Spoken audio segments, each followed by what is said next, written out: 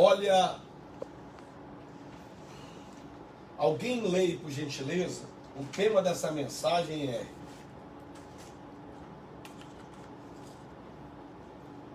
fechando os ouvidos para o inferno e abrindo os ouvidos para o céu. João 10:10. Alguém leia, por gentileza. Eu vou ler aqui, ó. O diabo veio para matar, roubar e destruir. Mas Jesus veio para dar vida e vida com abundância. Existem notícias que elas geram o quê? Morte, destruição e perda. Essas notícias são geradas no inferno. Agora, existem notícias que trazem o quê? Vida. E vida abundante. Essas notícias são geradas no céu. Ou você crê na notícia boa, ou você crê na notícia ruim. Porque diariamente você tem que decidir. Bate na porta do nosso coração todos os dias boas notícias e más notícias. E nós temos que decidir qual notícia nós vamos dar crédito. Naquela que vem para matar, roubar e destruir, ou naquela que vem para gerar em nós vida e vida com abundância. Todos os dias existem notícias batendo na porta da nossa alma, na porta do nosso coração. É pelo telefone, é pela televisão. E algo interessante que eu estava vendo ontem um vídeo do Luciano Huck, apresentador do programa Caldeirão na Rede Globo. O próprio Luciano Huck, ele disse: os meus filhos, eles têm pavor de assistir o Jornal Nacional. E nós criamos o nosso próprio jornal só de notícia boa aqui em casa. Olha o que é uma notícia ruim. Até quem trabalha na Globo não está conseguindo assistir o próprio jornal, porque só tem notícia ruim. Estamos vivendo um tempo que parece que é o tempo de quanto pior, melhor. É um tempo de tentar trazer só notícia ruim. O governo federal não faz nada de bom de acordo com a mídia. Parece que estamos em época de campanha eleitoral. Eu aprendi que votar, você vota quem você quiser. Mas a partir do momento que a pessoa ganhou, nós temos que orar por aquela pessoa. Eu lembro que eu já orei pelo Lula quando presidente, estive com ele. Dilma quando presidente, estive com ela. Temer quando presidente, estive com ele. E o Bolsonaro quando presidente, orei e estive com ele também. E eu sempre orei e abençoei os governos.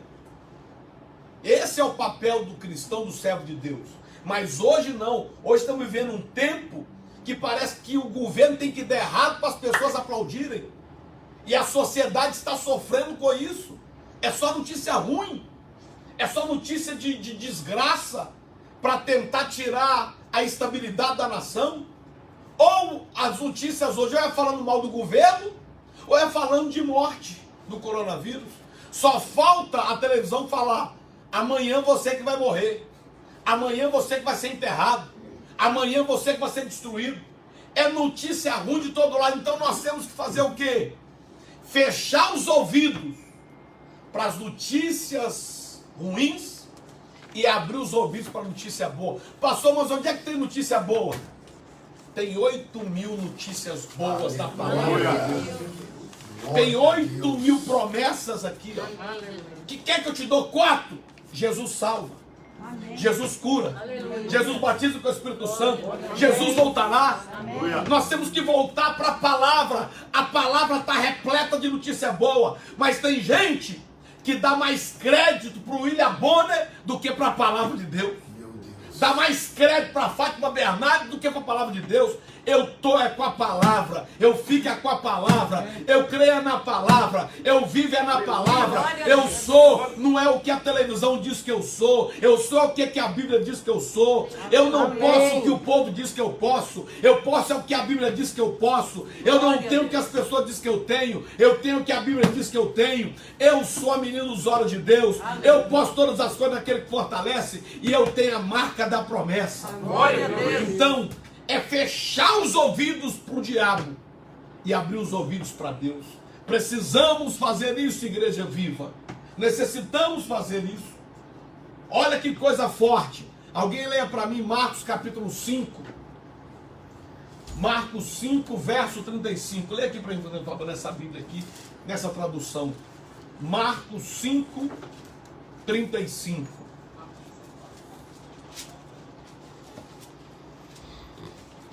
Tanto, olha, o primeiro versículo. Leia, por favor. E estando ele ainda falando, Marcos 5, 35,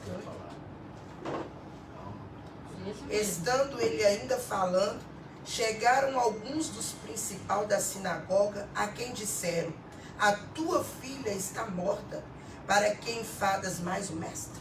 Olha só, um mensageiro fala para Jairo: sua filha está morta, não incomode o mestre. Má notícia. Verso 36. E Jesus, tendo ouvido estas palavras, disse ao principal da sinagoga: não temas, crê somente. Jesus diz: se crê, sua filha ressuscitará. Boa notícia. Então, se Jairo desse ouvido para a má notícia, sua filha não teria ressuscitado. Eu vou repetir. Se Jairo tivesse dado ouvido à má notícia, a filha dele não teria ressuscitado. Um mensageiro fala para Jairo: sua filha está morta, não incomode o mestre. Má notícia. Jesus disse: se crê, sua filha ressuscitará. Boa notícia. Eu vou ficar com a notícia do mundo ou eu vou ficar com a notícia de Jesus?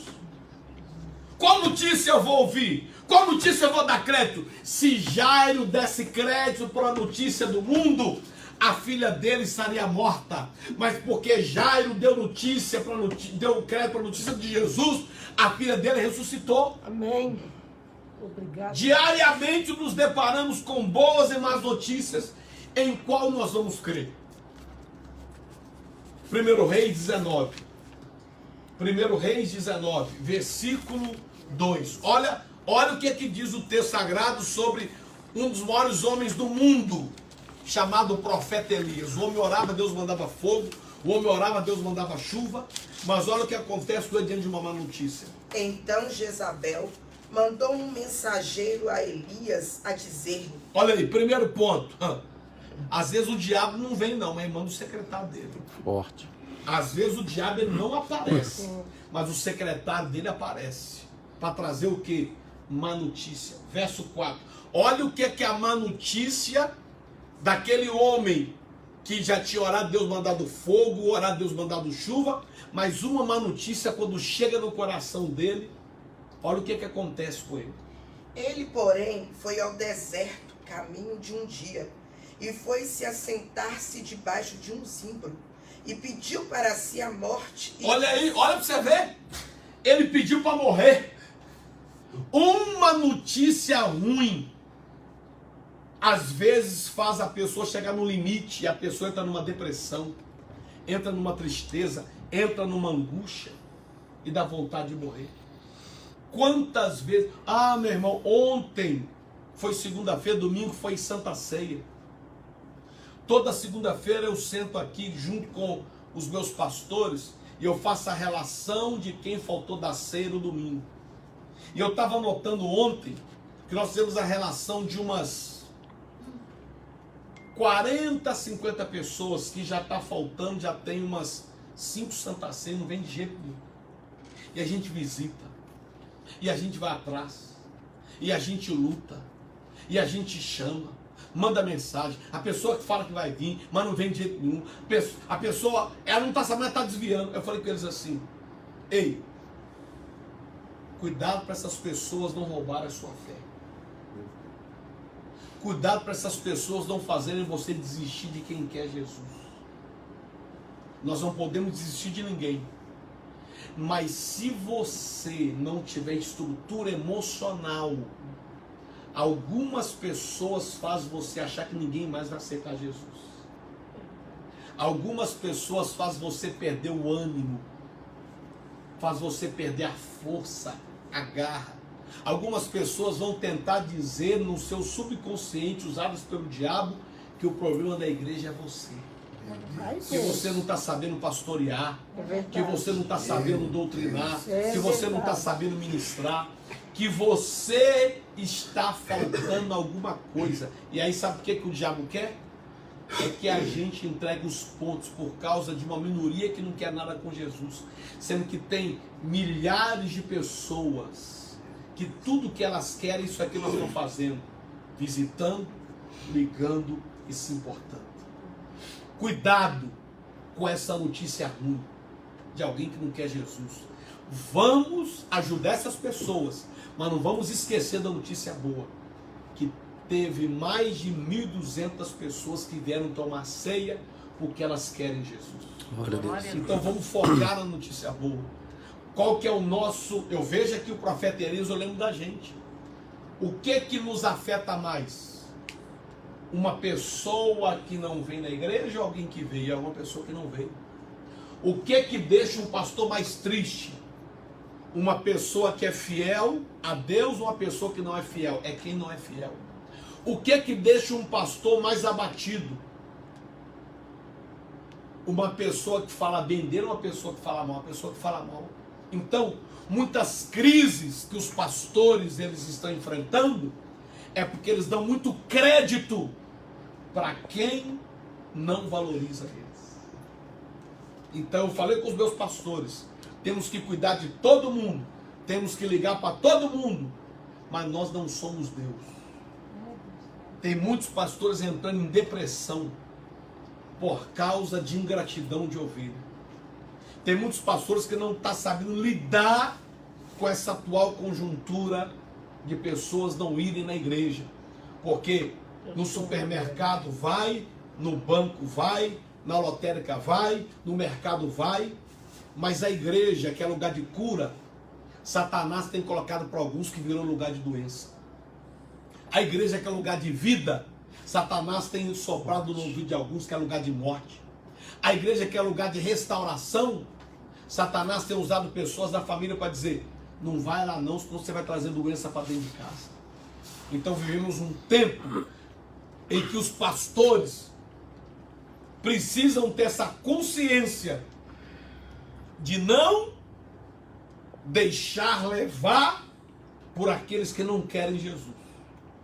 Porque agora é a hora de provar a fé. É uma fé racional, é uma fé inteligente, é uma fé que nos faz ter álcool gel na porta, todo mundo usa máscara, tem mais cultos para não ter aglomeração de pessoas, é uma reunião de 45 minutos, é uma fé inteligente. Nós não vamos levar ninguém para a igreja de forma irresponsável, mas o diabo está cegando muita gente. O diabo cegou Elias. Elias não sabia o que fazer.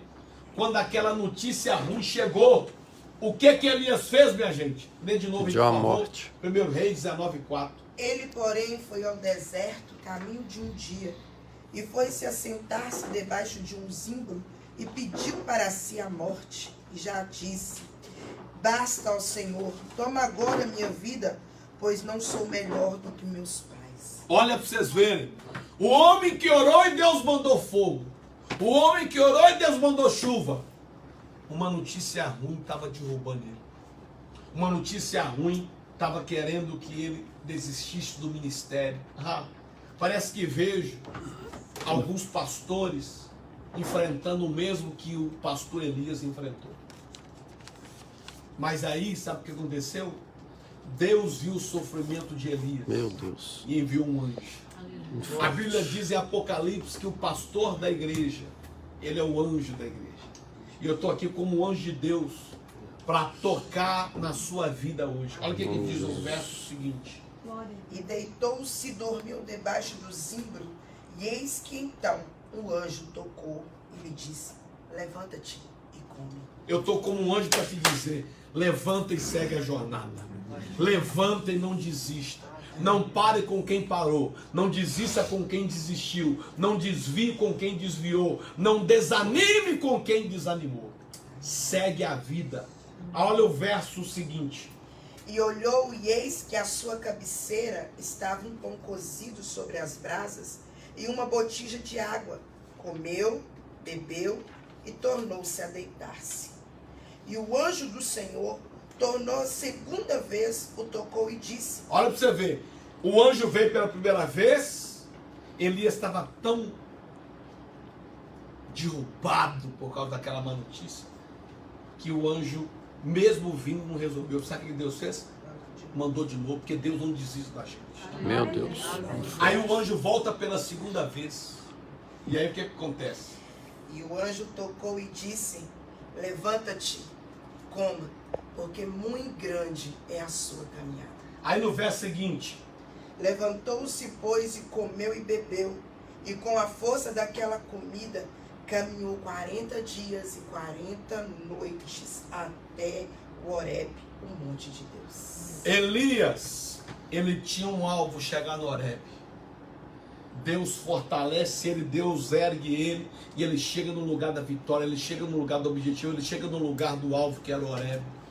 Todos nós temos um Horebe, e não vai ser notícia ruim que vai nos parar em nome de Jesus. Nós temos que prosseguir, nós temos que caminhar, nós temos que avançar, nós não podemos desistir. Você repara que João 10:10, a notícia ruim vem para matar, roubar e destruir. A notícia boa vem para trazer vida e vida abundância. Marcos capítulo 5.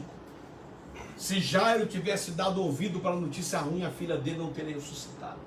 Vamos dar ouvido para a notícia boa.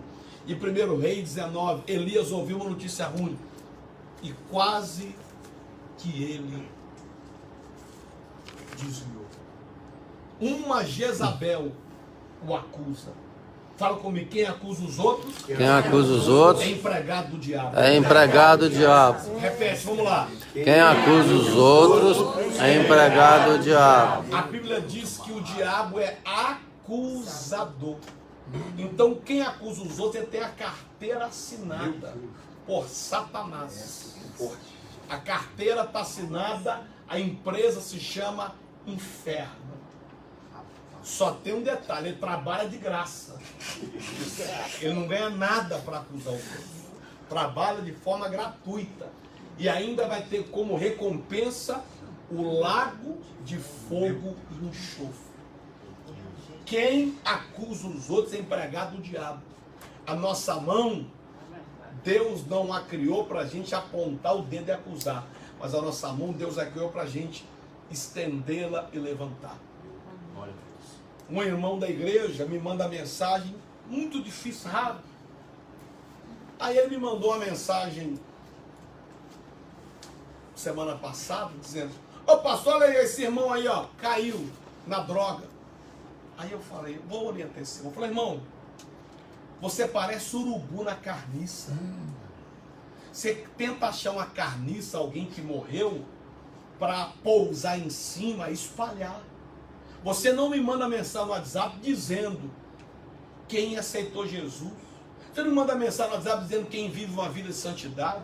Você não me manda uma mensagem no WhatsApp dizendo uma empresa que abriu, uma criança que foi salva da morte, que foi curado. Você só manda mensagem para mim dizendo fulano pecou, fulano quebrou, Beltrano divorciou. Muda de vida, rapaz.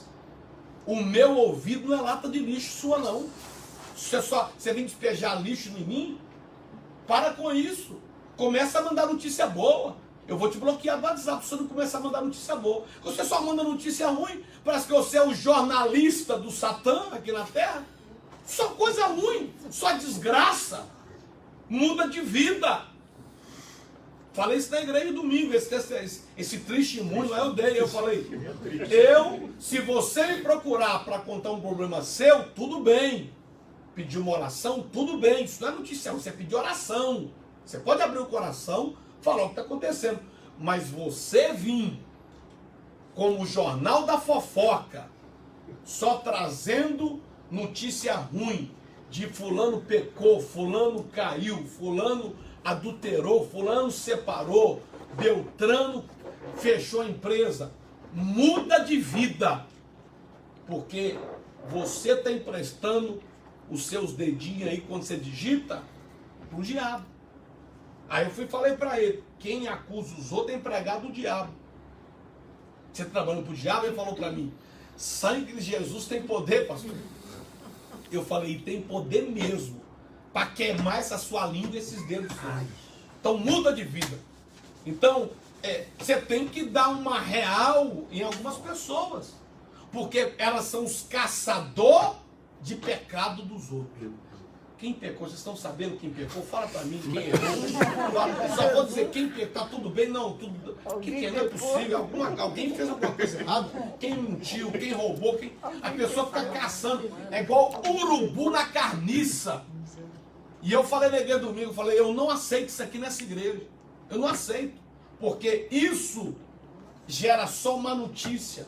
E eu não quero ficar ouvindo uma notícia. Não quero uma igreja que seja propagadora de uma notícia, não. Você soube que alguém caiu, você soube que alguém fumou, soube que alguém fez coisa errada? Ore por aquela pessoa, liga para ela e ora por ela, tenha misericórdia dela. Agora, não sai espalhando notícias. E tem ainda os piores, né? Tem a fofoca gospel, que é a mais infernal. A fofoca gospel é a seguinte: vamos orar por fulano, que fulano caiu. Não quer orar nada não. Quer só espalhar notícia ruim. Não tem nada de oração. Porque se alguém... O que a Bíblia diz? Se alguém pecou, vá até a pessoa. Você tem que ir até ela. Não tem que ficar espalhando, não. Quando alguém faz algo de errado, você não vai me ver contando para ninguém. Eu vou até a pessoa e falo, irmão, o que está acontecendo? Eu quero te ajudar. Você teve um problema? Você fumou? Você adulterou? Vem cá, o que está acontecendo? Vamos aqui, a Bíblia fala isso, eu vou orar para a pessoa. É o papel do cristão. Agora não. Agora tem crente que quer matar os outros, que quer destruir a vida dos outros, que é empregado do diabo para acusar os outros. E isso é uma notícia ruim. Ninguém aguenta viver dessa forma. Ninguém suporta viver dessa forma. E aí entra que a igreja, às vezes, é o exército que mata os próprios soldados feridos. Numa guerra, quando um soldado leva um tiro, sabe o que acontece com ele? Eles tiram aquele soldado da frente da batalha, leva para o hospital e trata dele, cuida dele. Sabe para quê? Para quando ele estiver pronto, ele volta para a batalha. Mas a igreja, às vezes, quando um soldado está ferido, toma um tiro, sabe o que faz? Eles vão lá e metem o dedo na ferida, assim, ó, e enfia o dedo para falar, morre, miserável. Sente dor, seu desgraçado. E morre. Por causa de quê? Porque Satanás está por detrás disso. Eu não estou falando aqui quem tem que pôr pano quente no pecado dos outros, fingir que isso. Não é isso. Mas nós temos que agir conforme a Bíblia diz. Quando Jesus se deparou com a mulher adúltera, com um monte de gente acusando ela, o que Jesus faz? Ele de cara vira para aqueles acusadores e fala, quem não tiver pecado, atira a primeira pedra. Todo mundo tinha pecado, o que eles fizeram? Colocaram a pedrinha no chão e vazaram. Aí Jesus foi e tratou a mulher. E falou depois com ela, então já que você agora está tratada, vai e segue a vida. E não peques mais. É isso que nós devemos fazer como cristãos. Então é muito importante isso. Doutrina a sua igreja sobre fechar os ouvidos para as notícias do inferno e abrir os ouvidos para a notícia do céu. Nós não vamos nem receber uma notícia e nem passar uma notícia. Os nossos ouvidos não são latas de lixo. Ensina isso para a sua igreja. Ensina isso para os seus membros. Amém? E outro ponto importante que eu mostrei para a igreja, que é Malaquias 3:10. Leia, por favor, Malaquias 3:10. Só existe um texto da Bíblia que te dá margem para fazer prova com Deus. Não tem nenhum outro. Tem pessoa que às vezes fecha o olho, abre a Bíblia, põe o dedo e fala: o que Deus quer falar comigo? Isso é meninice. Isso aí não tem base bíblica para isso. Não. Isso é falta de conhecimento bíblico. Mas quer fazer prova com Deus? É aqui, ó. Leia, por favor. Trazei todos os dízimos à casa do tesouro, para que haja mantimento na minha casa. E depois fazei prova de mim nisso. Aí. O único texto da Bíblia que te dá direito de fazer prova com Deus é a hora de trazer o dízimo. Quando a gente traz o dízimo, 4 bênçãos vêm sobre a nossa vida. Primeiro, pode continuar a leitura, você dá tudo no texto, fala aí.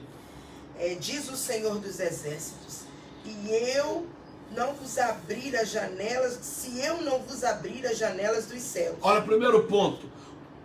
Quando você é dizimista, Deus abre as janelas dos céus. Segundo. E não derramar sobre vós uma bênção tal. Segunda, benefício do dizimista.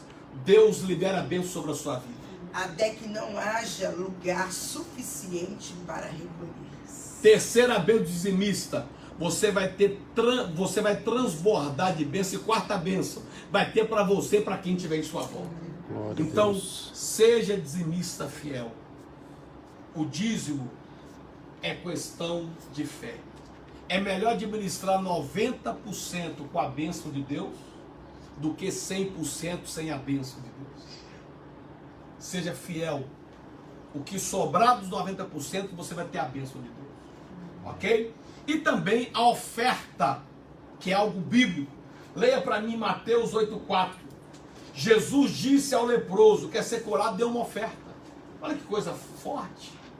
Mateus capítulo 8, versículo 4. Diz assim o texto sagrado. Em seguida, Jesus lhe disse: olhe, conte isso a ninguém, mas vá, mostre-se ao sacerdote e apresente a oferta que Moisés ordenou, para que sirva de testemunho. Então, olha que coisa profunda. Jesus disse: quer ser curado, faça uma oferta. Deuteronômio, capítulo 14, versículo 26. Dê uma oferta pelo seu milagre. Isso é bíblico. Eu estou mostrando para vocês dentro da Bíblia. Leia, por favor. 14, 26. E aquele dinheiro dará por tudo que deseja a tua alma. Olha para você ver, repete. E aquele dinheiro darás por tudo que deseja a tua alma. Ou seja, existe uma colheita quando eu semeio. Segundo Samuel 24, 25.